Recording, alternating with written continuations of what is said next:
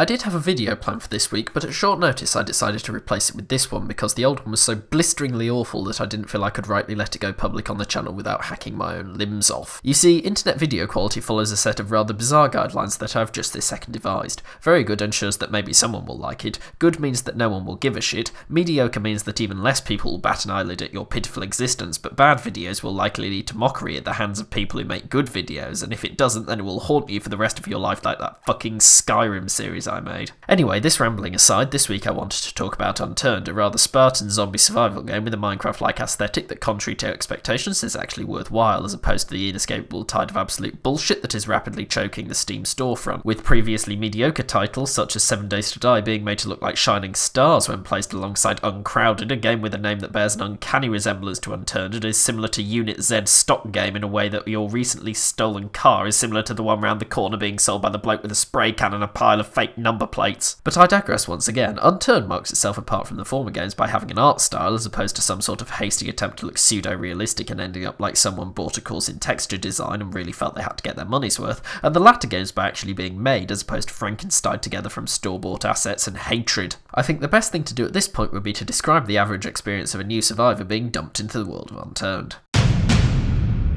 After my plane crash landed and I was washed up on the coast inexplicably naked, presumably having been stripped by the sharks or something, I decided the best thing to do would be to go to the nearest town and ask around to see if anyone knew where I could find a hospital, police station or tailor. Sadly, upon entering the town, it seemed that the locals weren't too friendly to outsiders, being that they all started trying to beat me to death. Anyway, between my anguished cries of pain, I managed to establish two things. Firstly, the inhabitants of Canada were a lot greener than I expected, and secondly, that my right hook wasn't nearly as effective as I hoped it would be. I contemplated that perhaps I'd gotten off on the wrong foot, as my spleen was used to decorate the street.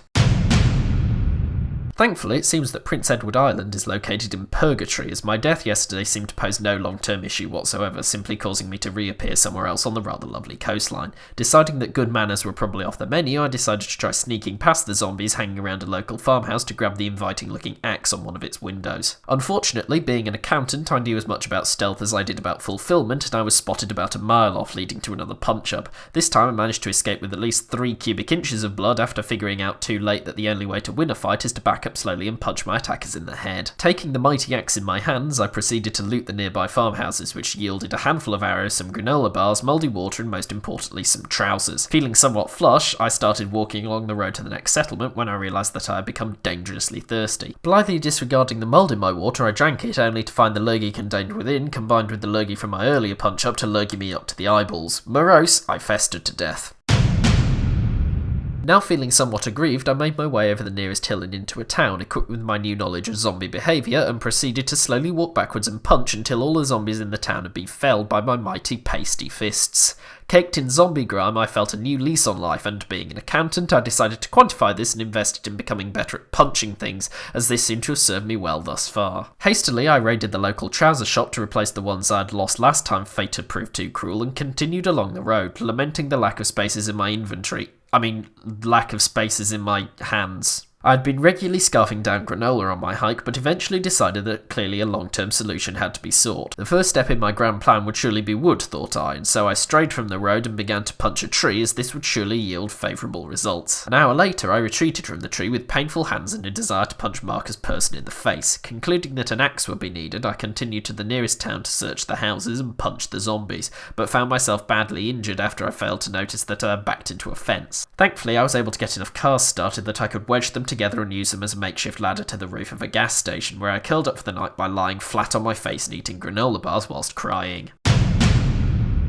Refreshed by a night of not sleeping, I confidently jumped down from the gas station roof and confidently broke my leg. All was not lost, however, for I found an axe in the fire station and strode, more hobbled really, out of town to show some trees what for. A while later I had logs enough to fill a backpack and yet more experience which I had gained from getting splinters. This time I invested the experience in becoming inexplicably better at putting things together and retreated to the gas station roof to build foundations for a house of my own. Unfortunately, my newfound experience still didn't instruct me on how to arrange logs to make a floor, and all the intuitive arrangements spontaneously exploded before my eyes, and so I checked WikiHow on my phone stone and found that I had to go through reams of bullshit steps to make a flat wooden thing. Nevertheless, I persevered and soon had proud wooden foundations on which to build my house in the woods. Sadly, I found myself lacking in resources and so proceeded to deforest the entire island, by which point I had enough wood to create one box, a wall, and a support for one end of it. Disheartened, I returned to the nearest town, jammed a water bottle into a baked bean can, called it a canteen, filled it with seawater, and returned to my wooden square in the woods to sulk for the night. I decided that the course of action best followed at this point would be to acquire more substantial armaments than fists and a longer-term food solution than granola. To fix the first problem, I nicked a car and drove until I found a military outpost, which I sprinted 2 laps of, recovering a backpack big enough to hold a second human and a gun that sounded like it had been named by the product development branch of Aldi. Being followed as I was by every zombie from Summerside to Charlottetown, I went to reload from my supply of bullets and found that video games had lied once again as I simply threw my partially filled clip on the floor and fumbled in a slightly less full one. After spraying bullets irresponsibly around the Canadian countryside, I gave up and returned to punching the zombies as this was both faster and more gratifying. Perturbed, I proceeded to the next town in a newly acquired APV with a windscreen the size of a postage stamp. Here I found a grocer's which it seemed did not stock fertiliser until I realised what a fool I had been and tore up a pair of trousers I found behind the counter, placed them next to a length of rope, encircled them with a pentagram and chanted satanic verse until fertiliser materialised from the ether. Encouraged, I built a sculpture from my surplus of useless sandbags and spent the night standing bolt upright in a guard tower, staring disapprovingly at a nearby zombified chef. I can never leave. Everything I have, everything I am is here. Farms, houses, cars, cities, all mine. I am king of this place. I am God! Ate a lethal dinner of raw pork by accident, died in middle of sea, losing all possessions to ocean floor, respawned with massive XP penalty. Rage quit. So that's Unturned in a nutshell, but the clinching matter is still at hand. The damn thing is free, so there's literally no reason not to try it. Though, as I point out to many people, other free things include gonorrhea and NHS gastric banding, so maybe exercise that policy with caution.